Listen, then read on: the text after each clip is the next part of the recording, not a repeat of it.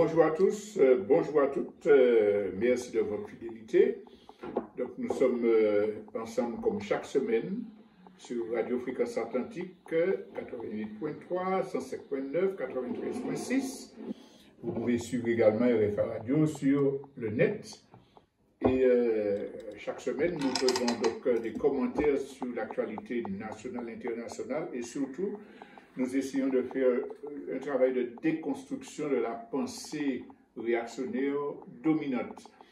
Alors aujourd'hui, je vais vous proposer la lecture de l'éditorial de la dernière parution de J-Cambout, le journal en ligne des comités populaires du CNCP, parce que cet éditorial traite d'une question d'actualité brûlante même. C'est ce qui concerne la représentativité du peuple. Et il s'intitule « Qui est légitime pour parler au nom du peuple ?» Alors, que je précise que les éditoriaux du journal J-Cambout sont rédigés collectivement par les délégués des comités populaires. Donc c'est un travail collectif et qui a pour but de présenter les analyses, la ligne officielle des comités populaires et du CNCP, concernant toutes les questions théoriques et les questions d'actualité concernant le mouvement populaire. Donc, cette précision étant faite, je vais vous donner lecture donc, de cet article, nous le rappelons, qui est intitulé « Qui est légitime pour parler au nom du peuple ?» Pas un jour ne se passe sans que dans les médias, on entende des dirigeants politiques justifier les mesures scélérates qu'ils imposent en prétextant, sur la base de sondages truqués, que c'est ce que veulent les Français.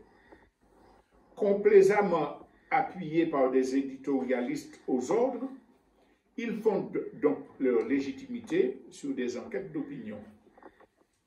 Bien sûr, quand celles-ci leur sont défavorables, elles sont mises sous le boisseau. Par exemple, 59% des Français souhaitent la démission de Macron. Cela n'empêche pas qu'il s'accroche désespérément au pouvoir. De l'autre côté de l'échiquier, on sait qu'aujourd'hui, l'écrasante majorité des populations conteste toute légitimité à l'ensemble des élus accusés d'être tous pourris et d'être opposés aux intérêts du peuple. Voilà ce qui nous amène à poser l'interrogation. Qui donc est légitime pour parler au nom du peuple? Répondre à cette question ne relève pas d'une simple spéculation théorique. Nous entendons montrer, à travers l'article, que la société est composite, ce qui signifie qu'elle associe en un tout des éléments très différents, hétéroclites et de structures différentes. Autrement dit, que plusieurs groupes ayant des intérêts différents ou contradictoires y cohabitent et que donc des légitimités diverses s'y confrontent. Commençons par rappeler la définition du mot légitimité. Selon le dictionnaire juridique, la légitimité est la capacité d'une personne ou d'un groupe à faire admettre sa domination ou son autorité sur les membres d'une communauté ou d'une société. Elle se caractérise par la conformité à la loi, à la justice, à la raison ou aux règles établies. Contrairement à la légalité, qui est plus restreinte et se réfère uniquement à ce qui est conforme à la loi, la légitimité est basée sur des principes supérieurs considérés comme justes dans une société donnée. Cette définition contribuera à éclairer les réponses aux différentes questions que nous posons ci-dessous et qui concernent particulièrement le cas de notre peuple. Première question, la légitimité vient-elle du fait que l'on détienne le pouvoir? Répondre positivement voudrait dire que les colonialistes français pouvaient légitimement massacrer les Kalinyago et soumettre nos ancêtres africains à la barbarie de l'esclavage. Cela signifierait aussi que serait légitime la domination exercée sur notre peuple par la caste béquée, héritière des maîtres esclavagistes qui, rappelons-le, a pu se perpétuer grâce aux fortunes qui leur ont été attribuées par l'État français afin qu'elle accepte la perte de la main-d'œuvre servile et continue à garantir la mainmise coloniale française. Eh bien non. Ni les représentants suprémacistes de l'État français, qui chez nous sont imposés à la tête de toutes les administrations pour mettre en œuvre sa politique coloniale, ni ceux qui imposent un contrôle totalitaire de l'économie de notre pays n'ont aucune légitimité pour imposer quoi que ce soit à notre peuple ou pour parler en son nom. Être au pouvoir n'est donc pas du tout un gage de légitimité. Deuxième question, la légitimité vient-elle du fait que l'on soit élu? La propagande séculaire et massive faite par les idéologues occidentaux a réussi à persuader l'opinion que le système bourgeois de démocratie représentative était l'idéal. Selon eux, dès lors qu'on est élu, on peut légitimement parler au nom de tout le peuple et ceux qui ne peuvent ou ne veulent pas participer aux élections perdent tout droit de contester ce dogme. Sauf que, depuis l'origine, le système s'est organisé pour imposer sa pérennité par un strict contrôle de tous les processus électoraux. Les conditions posées au dépôt de candidature, l'importance des financements nécessaires à une participation équitable, l'inégalité d'accès aux médias qui s'adonnent à la désinformation et à la manipulation au bénéfice du système sont autant d'obstacles dressés pour s'assurer que la majorité de ceux qui réussissent à être élus soient les candidats du système. Quand on aura ajouté à cela le non-respect des promesses annoncées et engagements pris par ces derniers pendant les campagnes électorales, on comprendra la défiance grandissante de la population et le pourcentage sans cesse croissant des abstentionnistes à chaque nouvelle élection. Les peuples sont de plus en plus conscients que les dés sont pipés. La pantalonnade dans laquelle on assiste aujourd'hui en France suffit à le démontrer. Le parti politique de Macron a été largement désavoué dans plusieurs élections. Cela ne lui empêche pas de se livrer à des manœuvres crapuleuses pour que les politiques vomies par la majorité des Français continuent à être appliquées. Profitons-en pour dénoncer l'ignominie des impérialistes occidentaux qui refusent les résultats électoraux dans des pays étrangers qu'ils veulent déstabiliser dès qu'ils sont en leur défaveur ou dans leur propre pays quand ils vont à l'encontre de leur pouvoir avec à la clé des accusations d'ingérence et des sanctions, comme si eux-mêmes n'étaient pas spécialistes des ingérences en tout genre. Il en ressort que le fait d'être un élu politique ne confère aucune légitimité pour parler au nom de tout le peuple. Il en va de même dans les institutions telles que les chambres consulaires, les chambres de commerce, d'agriculture, les métiers, censés défendre les intérêts des professionnels. La faiblesse de la participation aux élections concernant les collèges des petites entreprises commerciales, artisanales ou agricoles reflète une profonde méfiance, voire de la répulsion à l'égard de ces chambres qui, pour l'essentiel, mettent en œuvre les politiques voulues par les grands capitalistes. Cela leur dénie le droit de parler au nom de l'ensemble des catégories concernées et encore moins au nom de l'ensemble du peuple. Alors, troisième question, la légitimité vient-elle de la capacité à rassembler beaucoup de gens dans la rue? Disons d'entrée qu'on ne peut établir aucun lien d'automaticité entre l'importance des rassemblements et la légitimité de leurs organisateurs. Ne serait-il pas incongru de reconnaître à une star de la chanson le droit de parler légitimement au nom de la foule des fans qui assistent à ses concerts? Ou encore, à un représentant d'une enseigne de grande distribution de parler au nom du peuple martiniquais pour avoir réuni des milliers de gens dans un chantier Noël?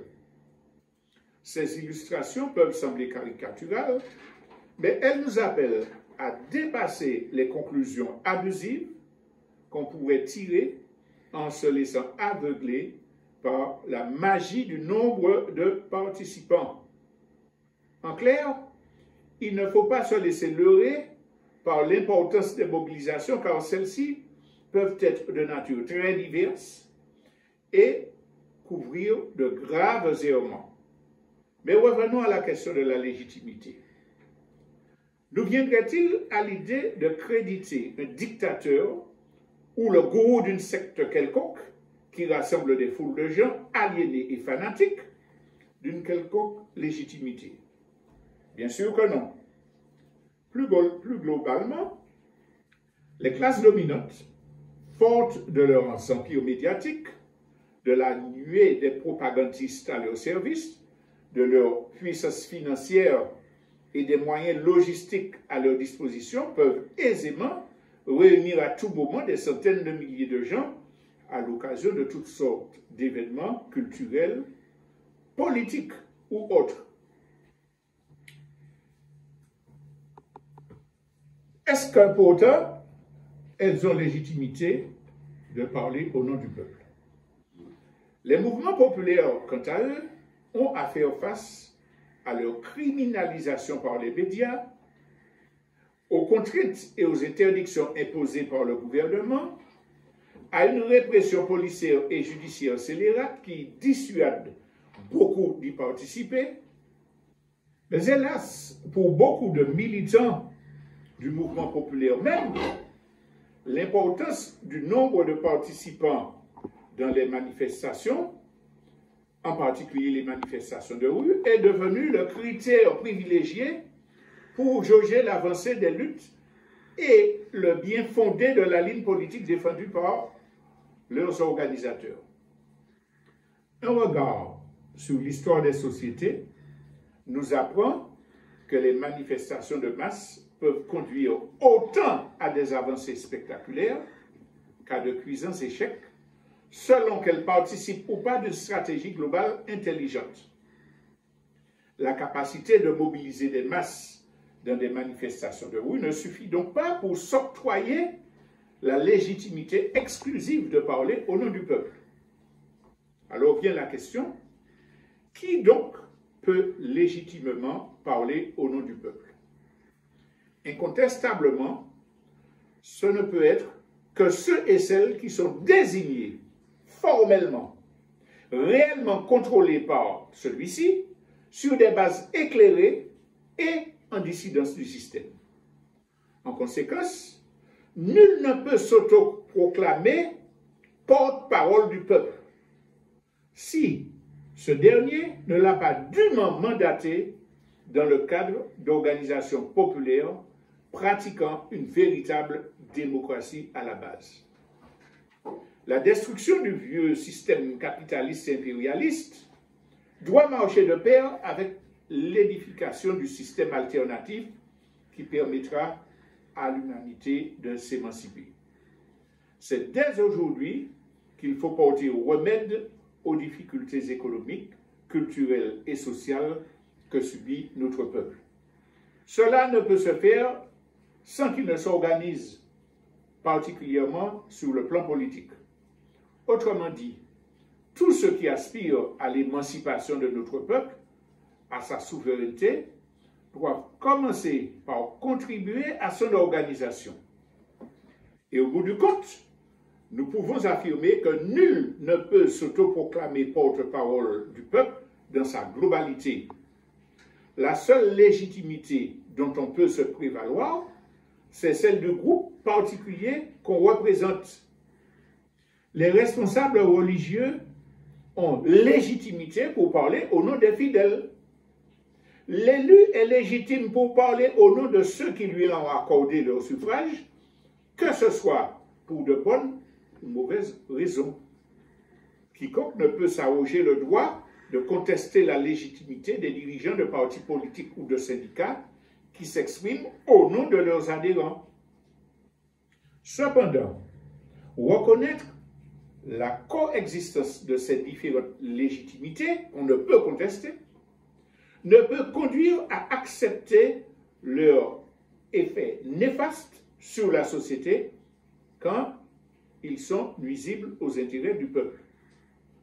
C'est ici que nous posons la nécessité de mener une lutte politique et idéologique ouverte et claire. Si l'on admet la légitimité que chacun a de défendre son propre camp, on doit concevoir aussi que les légitimités des classes sociales opposées sont nécessairement appelées à s'affronter. Ceux qui prétendent que parler de lutte des classes, c'est être nostalgique d'une idéologie surannée, ne cherchent qu'à masquer leur volonté de maintenir la domination de leur classe sur la majorité du peuple. La légitimité des représentants authentiques des masses populaires doit prévaloir sur celle des représentants des classes dominantes, bien sûr pour ceux qui défendent le peuple, et se traduire par le contrôle du pouvoir. Autrement, il serait impossible de penser ou de mettre en œuvre quelque projet que ce soit qui réponde aux besoins du peuple. L'objectif suprême, disons-le clairement, est d'éradiquer le système prédateur qui l'opprime pour construire une société alternative. Le rôle des militants, des responsables de syndicats et autres organisations populaires, et aussi des élus conséquents, parce qu'il y en a, est de relayer la parole du peuple qui doit rester la source de toute légitimité. Celui ou celle qui est en capacité d'assumer ce rôle, c'est celui ou celle qui vit en son sein, qui partage ses joies et ses tristesses, qui est à son écoute, qui cherche à comprendre ses problèmes dans la vie courante, que ceux-ci soient d'ordre social, familial, environnemental ou autre, afin de l'accompagner dans la recherche de solutions pérennes et collectivement pensées. Comme même à le dire un de nos militants, l'humilité doit être le carburant de notre pensée. Ce sont précisément de tels comportements qui confirment une légitimité révolutionnaire aux militants qui choisissent de servir le peuple. C'est en tout cas ce que nous ont enseigné les 52 ans d'histoire de notre mouvement. Après les premières années où nos militants étaient motivés par l'exaltation gauchiste, ils ont su remettre en cause l'intention de parler au nom du peuple et comprendre le sens de la formule du dirigeant de la révolution chinoise, Mao Tse-tung, qui disait « Celui qui n'a pas fait d'enquête n'a pas droit à la parole ».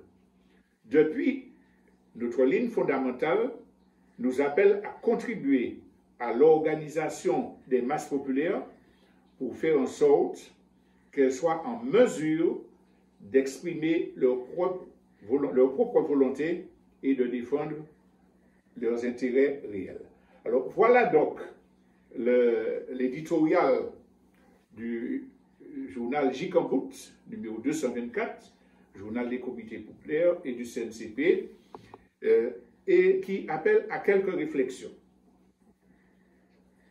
Le premier point sur lequel je voudrais attirer l'attention de tous et de chacun, c'est que tout le monde sait qu'il y a exploitation, qu'il y a pillage, qu'il y a injustice, et que l'écrasante majorité de la population en est victime. Beaucoup d'articles de mouvements populaires rappelle ce chiffre, 1% de la population mondiale est privilégiée, bénéficie de l'essentiel des richesses du monde. Ce 1%-là contrôle tous les gouvernements des pays libéraux, néolibéraux, impérialistes, et 99% de la population ne peut pas vivre. Nous connaissons les problèmes de malnutrition, de famine, de logement insalubre, etc., de maladies mentales liées au dérèglement du système, même quand on a un certain bien-être matériel, nous connaissons cela. Ça concerne 99% de la population. Et pourtant, le 1% parvient à imposer sa domination au reste du monde. Ils sont à la tête de tous les gouvernements. Dans l'éditorial, on explique comment, derrière le masque d'une fausse démocratie représentative, ils arrivent à cadenasser les institutions. Ils disposent donc des institutions, ils disposent d'armées et d'appareils judiciaires qui imposent leur vision de la société, leurs lois, et qui écrasent toute forme de contestation. Mais ils sont quand même 1%. Qu'est-ce qui explique que malgré les luttes populaires, malgré les révolutions, malgré les grèves, malgré les manifestations de rue, malgré toutes les actions de comités écologistes, de quartiers, il y a des siècles que les luttes se mènent et que l'on ne soit pas parvenu à renverser la dictature de ce 1%. Qu'est-ce qui explique cela? Eh bien, la raison fondamentale, c'est que ce 1%-là parvient à aliéner les masses. C'est le problème majeur, c'est l'arme de destruction massive dont ils disposent. Ils arrivent par leur propagande, par leur cinéma, par leur littérature, par le contenu de leurs chansons, par les concours de Miss qu'ils organisent, par les compétitions sportives qui détournent les révoltes populaires à travers des illusions que je pourrais sortir de la pauvreté en devenant le prochain Mbappé. Et puis là, j'aurai de l'argent pour régler ma famille. Je pourrais régler tous mes problèmes en devenant influenceur et en ayant 2 millions de followers et de l'argent venant de tout.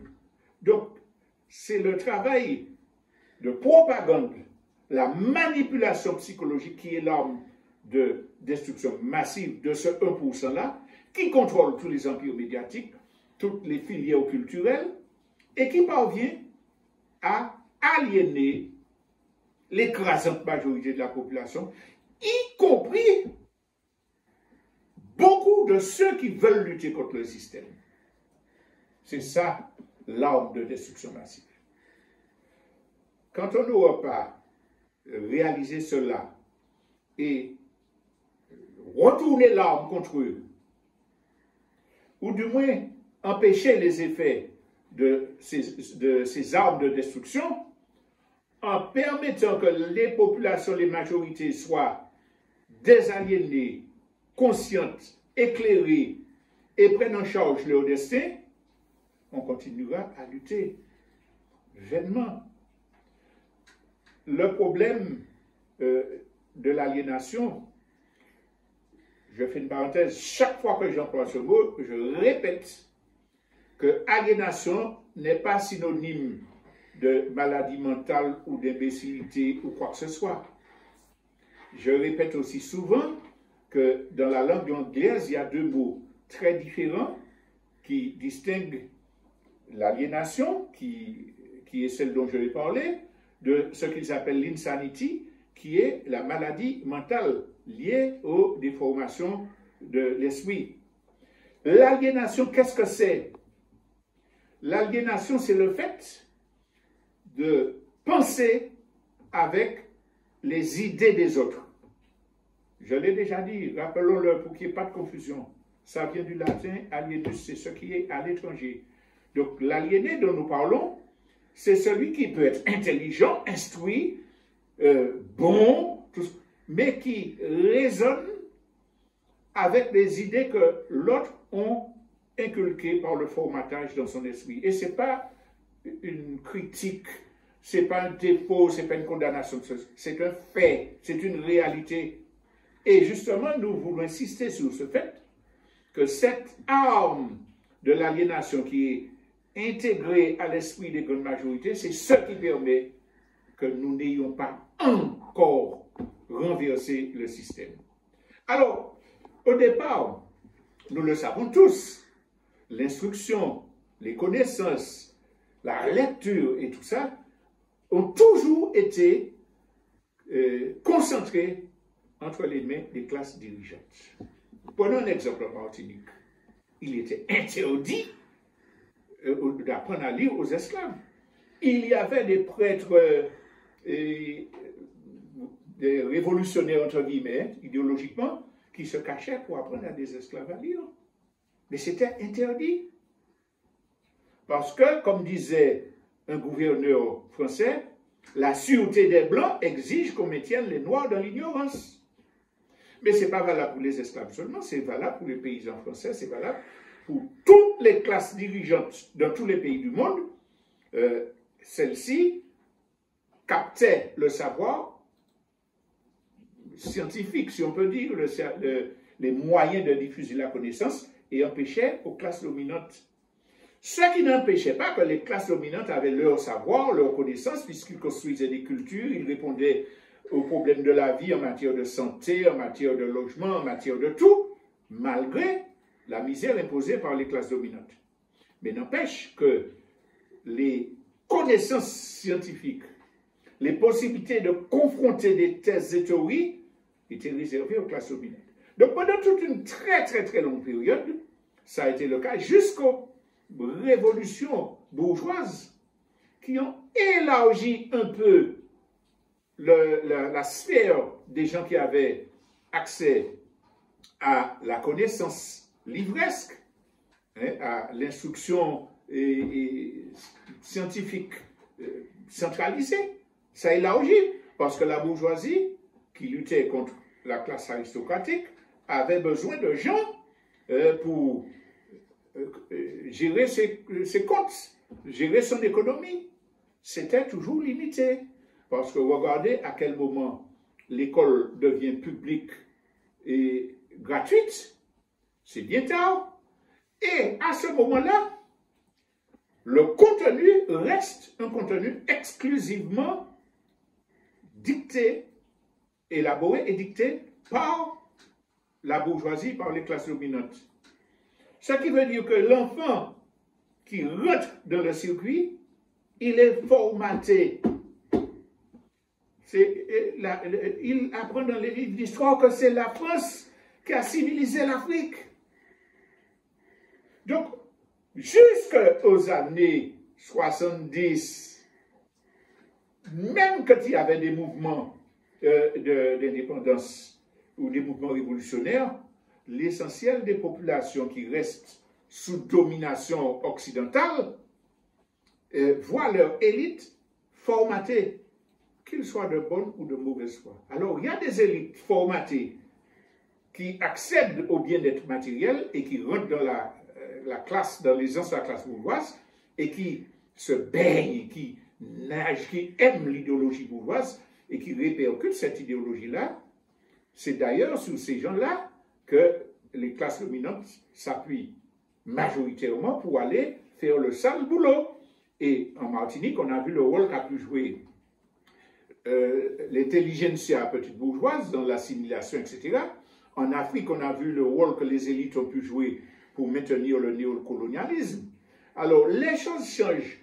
Quand le système capitaliste occidental est renversé, par exemple, on va en Russie ou en Chine ou ailleurs, où le contenu de l'enseignement change, ce qui ne veut pas dire qu'il soit le meilleur, parce que en Russie, on passe d'une période où on pense construire le socialisme à une période où on revient vers une forme de capitalisme.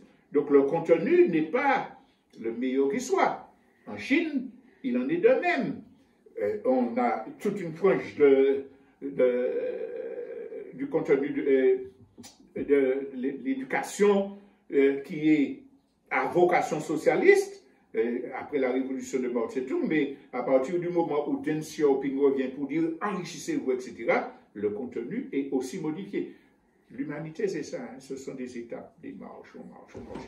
Mais n'empêche que pour l'essentiel des pays sous domination impérialiste occidentale, jusqu'aux périodes les plus récentes, tout le contenu a visé à formater, à détruire ce qui pourrait être une pensée rivale, y compris par des répressions contre les cinéastes, les écrivains, rebelles, etc.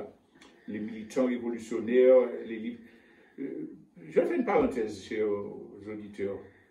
Du temps où j'étais étudiant, quand j'ai commencé mes études, demandez ça à tous les étudiants de l'époque. On est dans les années 60, fin des années 60, début des années 70. Quand on allait en France, nos valises étaient fouillées, et quand on revenait de France, nos valises étaient fouillées, et on saisissait à l'aéroport du Lamentin tout livre, tout journal dans lequel il y avait le mot syndicat, le mot politique. On saisissait nos livres. J'ai connu ça. Ceci dit, il y a une révolution technologique qui s'est faite avec l'apparition des réseaux sociaux qui noie l'ennemi dans son propre poison. Parce qu'il y a beaucoup de mauvais dans les réseaux sociaux, mais il y a beaucoup de résistance qui arrive à démasquer la domination idéologique. Tout ce long développement pour dire que l'arme de destruction massive qui permettait les aliénations est en train d'être enrayée parce qu'on a des contenus panafricanistes, on a des contenus écologistes, on a des contenus anti-impérialistes. Quel plaisir pour nous tous militants d'aller voir ce qui se fait au Mali, au Burkina, au départ concernant le départ de l'armée française au Tchad, au Sénégal.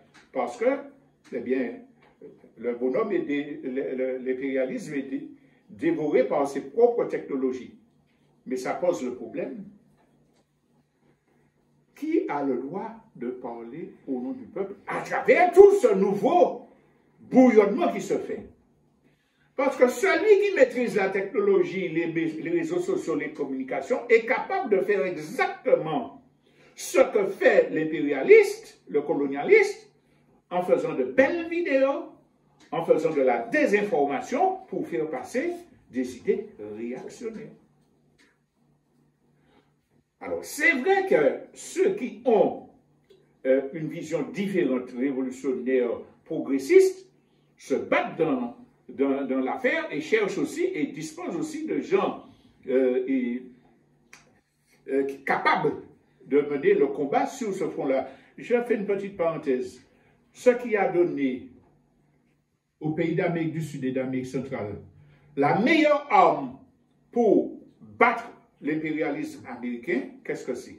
C'est la décision de Hugo Chavez de dire on fait Télésourou.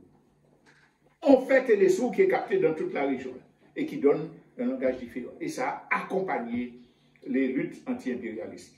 Donc, la lutte est en train d'être menée. Il faut qu'on soit conscient qu'il y a du bon, il y a du mauvais, mais c'est là que j'y vais à la conclusion. Ceux qui veulent vraiment éradiquer le système prédateur, vampirique, capitaliste et impérialiste, ceux qui ont cet objectif-là savent qu'il faut parallèlement construire le système alternatif où le peuple va faire entendre sa voix. C'est ce que la fin de l'article de l'éditorial de Gicambout dit. Nous, quand cher Blancpagne, on va remplacer un dictateur par un nouveau dictateur, un opportuniste par un nouvel opportuniste, etc. Si au départ on ne dit pas, nous luttons contre le système dépassé, cela ne peut se faire si en même temps nous n'organisons pas le peuple pour qu'il dise son mot, pour qu'il ne suive pas des gourous, pour qu'il ne dise pas bon Dieu voyez tel monde bon nous, etc. Mais qu'il sache que jamais aucune solution à aucun problème de notre pays comme de l'humanité ne sera possible tant que le peuple ne sera pas structuré pour dire qui ça nous besoin, qui manière nous va faire, qui nous va voyer par les banous. Tout le reste, c'est de la forfaiture. Tout le reste, c'est de la démagogie politicienne. Ceux qui sont conscients, qui pensent à l'avenir de leurs enfants, de leur peuple, admettront que la première chose à faire, avant d'aller dire, le peuple a dit, nous fait, le peuple, pour la première chose à faire, c'est de porter sa contribution pour que le peuple s'organise, ait des éléments d'information valables, et c'est là qu'on est important dans notre rôle de soutien, de porter des éléments d'explication, de connaissances fiables, pour que ce peuple-là dise, voilà ce qu'on choisit de faire, voilà comment on choisit de le faire, et à quel moment on choisit de le faire. C'est la tâche de l'heure. Le fanatisme n'amène nulle part. Suivre aveuglément finit toujours par des illusions, et puis après, on rend les autres responsables de « mais c'est pas bon ». C'est soi qui commet l'erreur en ne raisonnant pas, en ne pesant pas le pour et le contre, en répétant de façon fanatique les explications qu'on nous a données et qu'on n'a pas vérifiées. Personne d'autre que le peuple n'est légitime à parler au nom du peuple.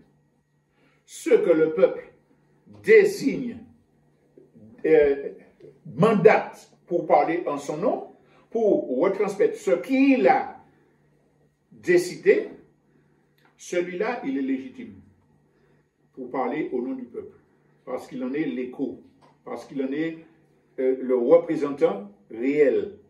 Donc, je vous invite à vous reporter, vous le trouverez sur Internet en tapant jcambouttv.com, vous aurez le journal, il est d'ailleurs publié dans les centrales syndicales aux États-Unis, etc.